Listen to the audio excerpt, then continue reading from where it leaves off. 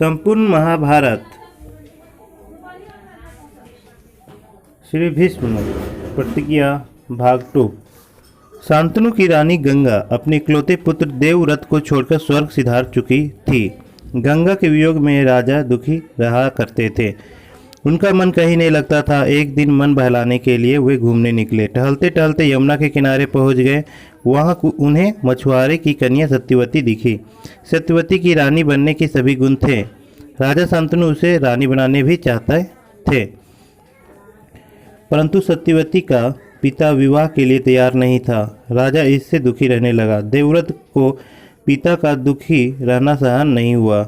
वह मछुआरे के पास पहुंचा। सत्यवती के विवाह की बात उठी तो मछुआरा बोला, राजकुमार, यह विवाह नहीं होगा, क्योंकि मेरी लड़की तो कहने भर को रानी रहेगी। राजगद्दी तो कल आपको ही मिलेगी।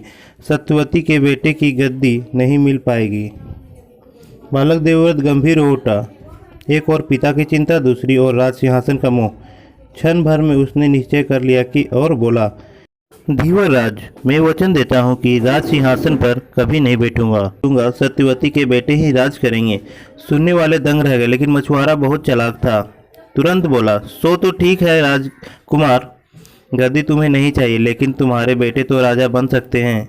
यदि वे सत्यवती के बेटों को राज्य देने से इनकार कर देंगे तो?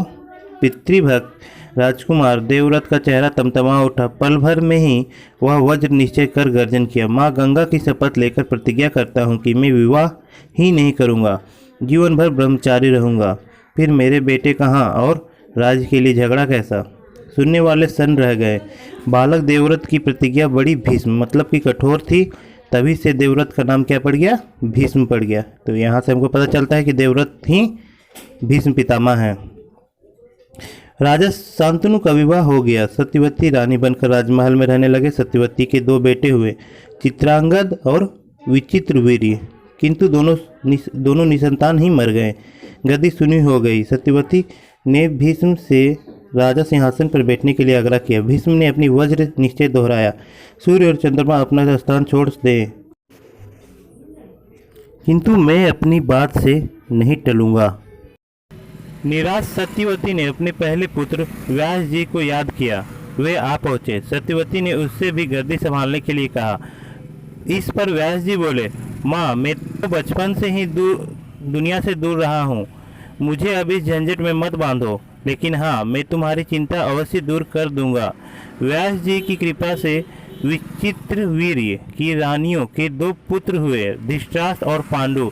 धृतराष्ट्र जन्म से ही अंधे थे, अतः पांडु गद्दी पर बैठे। पांडु की 2 रानियां थीं, कुंती और माद्री। कुंती को युधिष्ठिर, अर्जुन और भीम 3 बेटे हुए। माद्री के नकुल और सहदेव, ये 5 पांडव कहलाए। धृतराष्ट्र के 100 पुत्र हुए, वे कौरव कहलाए। पांडव वीर और शिष्ट थे, कौरव दुष्ट और घमंडी और ईर्ष्यालु थे। पांडु की मृत्यु के समय युधिष्ठिर और उनके भाई छोटे थे, अतएव उनके बड़े होने तक धृतराष्ट्र राजकाज देखने लगे। जय हिंद, जय भारत।